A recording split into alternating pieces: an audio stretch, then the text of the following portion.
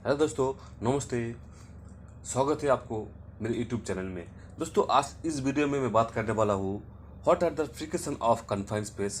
Confined space का अंदर काम करने के लिए क्या क्या एप्लीकेशन लेना जरूरी है।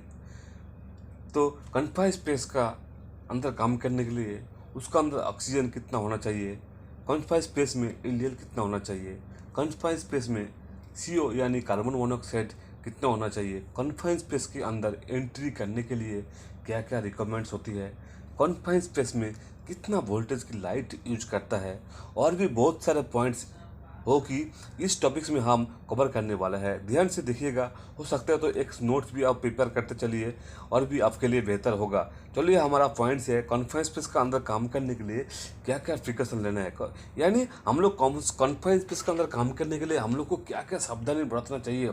तो ये सवाल बहुत सिंपल है, आंसर भी बहुत ईजी है। तो देखिए, fast you must have a PTW यानी परमिट टू वर्क सिस्टम, यानी किसी भी काम को शुरू करने से पहले उसका परमिट होना बिल्कुल लाजिम है। ये पॉइंट हर बार LSR में दिखा व डिस्कस किया जाता है कि आपको पास पर्टिकुलर परमिट ना हो तो आप काम ना करें, चाहे जो कुछ भी हो। मतलब जो काम आपको करना है उसका परमिट आपको होना चाहिए। Second point is confined space permit और सर्टिफिकेट और अथॉराइजेशन, यानी किसी भी कन्फाइंड स्पेस में काम करने के लिए उस इक्विपमेंट का पर्टिकुलर परमिट होना चाहिए।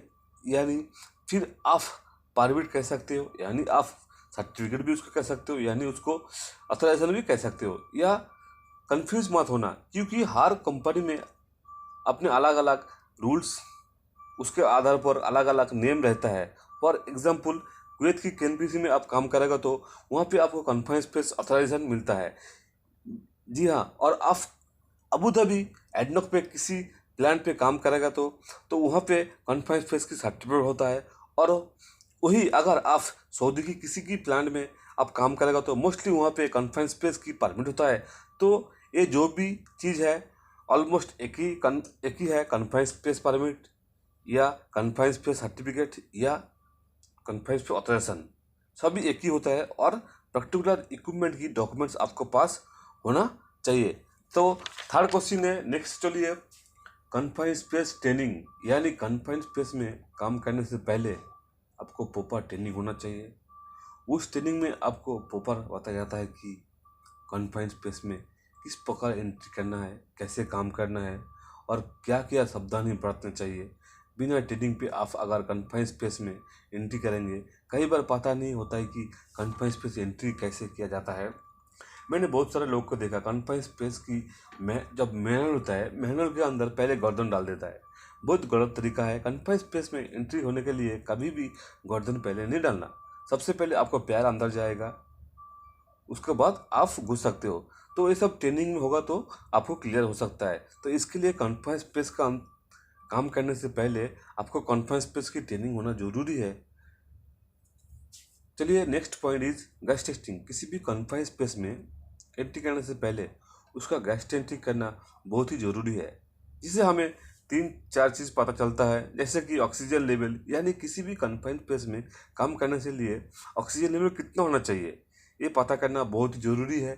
क्योंकि किसी भी कन्फाइंड स्पेस में काम करने के लिए ऑक्सीजन जो परसेंटेज होता है वो है 19.5 टू 23.5 तक होना चाहिए। और जो गैस टेस्टर में जो गैस टेस्टिंग करते हैं वहाँ नॉर्मली 20.9 ऑक्सीजन लेवल दिखाता है, तो मेंटेन किया जाता है।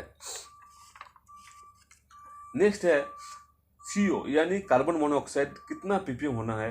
एटलीस्ट 30 ppm तक होना चाहिए, इससे ज़्यादा नहीं होना चाहिए। अगर एलियल या लोअर एक्सप्लोसिव लिमिट की हाइड्रोकार्बन की बात करें तो लेस देन 5 ppm होना चाहिए। एंड नेक्स्ट H2S की बात करें तो H2S 0 ppm होना चाहिए, बिल्कुल भी H2S नहीं होना चाहिए। नेक्स्ट पॉइंट, अटेंडेंस और होल वॉचर विथ एंट्री और एग्जिट लॉकशीट, यानी जहाँ भी कन्फाइंड स्पेस में काम हो यहाँ अटेंडेंस, जिसे हम होल वॉचर भी कह सकते हैं, वो होना चाहिए, जो अंदर और बाहर आने वाले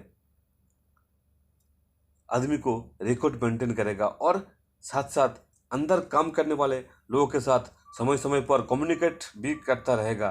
प्रॉपर कम्युनिकेट के लिए उसके पास हॉर्न और हुइसल भी होना चाहिए, एंड कभी कभी इमरजेंसी के लिए उसके पास टॉर्च वगैरह भी होना चाहिए। तो नेक्स्ट पॉइंट है प्रॉपर वेंटिलेशन, यानी एज पर वेंटिलेशन प्लान उस इक्विपमेंट का प्रॉपर वेंटिलेशन होना चाहिए। For example, as per equipment volume at least 20 cycle per hour air circulation minimum होना चाहिए। ये किसी भी इक्विपमेंट के लिए जरूरी है। नेक्स्ट पॉइंट में चलता है इमरजेंसी रेस्क्यू इक्विपमेंट, यानी कन्फाइंड स्पेस में काम करते समय रेस्क्यू इक्विपमेंट अवेलेबल होना चाहिए, जैसे कि stretcher, harness, lifeline, fall arrester, tripod, crane etcetera, ताकि ड्यूरिंग एनी इमरजेंसी रेस्क्यू करने में प्रॉब्लम ना हो। तो दोस्तों नेक्स्ट पॉइंट है प्रॉपर एक्सेस एंड एग्रेस, यानी कन्फाइंड स्पेस में आने जाने का रास्ता बिल्कुल ही क्लियर होना चाहिए, ताकि आने जाने पे कोई आपको परेशानी ना हो। आगे बढ़ते हैं नेक्स्ट पॉइंट प्रॉपर इल्यूमिनेशन, यानी कन्फाइंड स्पेस में जहाँ हम काम करने वाला है वहाँ प्रॉपर लाइट वगैरह भी व्यवस्था होना चाहिए। उसके लिए हमें 24 वोल्टेज की लाइट इस्तेमाल करना चाहिए। कई बार इंटरव्यू में ये सवाल पूछा जाता है कन्फाइंड स्पेस में कितना वोल्टेज की लाइट यूज़ करना चाहिए। तो हमेशा याद रखना कन्फाइंड स्पेस में काम करने के लिए 24 वोल्टेज का लाइट ही यूज करता है। ये आपका आंसर देना है। तो आगे चलते हैं next point emergency rescue plan, यानी जिस किसी इक्विपमेंट में आप काम करने का उसका रेस्क्यू प्लान होना चाहिए, जिस पे आप ये मेंशन करता है ड्यूरिंग एनी इमरजेंसी क्या क्या करना है, किस प्रकार से रेस्क्यू करना है। ये सब कुछ इस पेपर में मेंशन होता है, जिसमें ये भी मेंशन होता है कि मैक्सिमम कितना आदमी एक साथ उस इक्विपमेंट के साथ अंदर काम कर सकता है। तो दोस्तों यहाँ तक था मेरा वीडियो। अगर इस वीडियो में आपको कुछ समझ में नहीं आया, कुछ प्रॉब्लम है तो आप मेरे को कमेंट भी कर सकते हो। तो दोस्तों आई एम श्योर कि इंटरव्यू के लिए दौरान कन्फर्म स्पेस की रिलेटेड क्वेश्चन की हर सवाल आप जवाब दे पाएंगे। अगर अभी भी कुछ डाउट है तो आप मेरे को कमेंट भी कर सकते हो। अगर पहली बार मेरे वीडियो को देख रही हो, चैनल को सब्सक्राइब करके बेल आइकन जरूर प्रेस कर देना, ताकि आगे आने वाला वीडियो की नोटिफिकेशन आपको मिलता रहे। और अगर वीडियो अच्छा लगे तो लाइक करो, दोस्तों के साथ शेयर करो। चलो मिलते हैं और किसी नया वीडियो में।